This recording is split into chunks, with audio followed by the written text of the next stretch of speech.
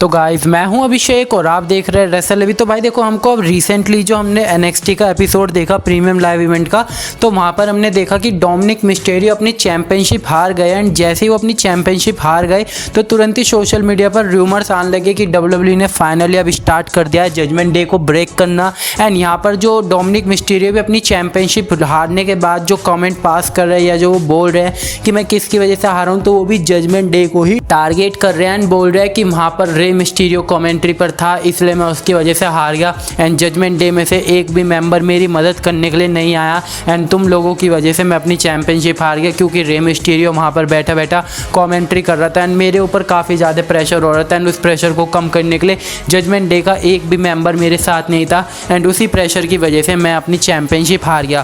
तो देखो यहाँ पर क्लियरली डोमिनिक मिस्टीरियो ने तो अपना रोना धोना जजमेंट डे के ऊपर कर दिया है।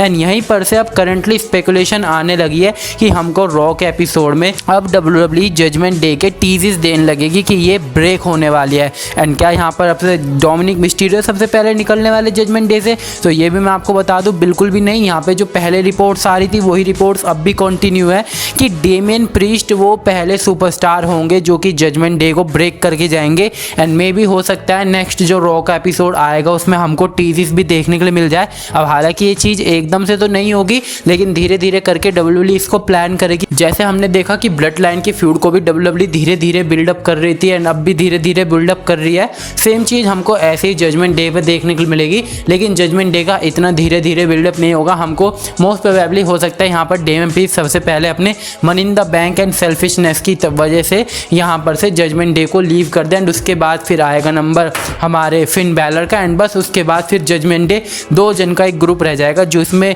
मेल में होंगे डोमिनिक मिस्टीरियो एंड फीमेल में होगी हमारी WWE वुमेन्स चैंपियन। लेकिन अगर मैं बात करूं क्या यहाँ पर से सबसे पहले अगर डोमिनिक मिस्टीरियो को भगाया जाए तो इसके चांसेस भाई बिल्कुल ना के बराबर है, क्योंकि डोमिनिक मिस्टीरियो का Damien priest and Finn Balor से कोई इतना लेना देना नहीं है।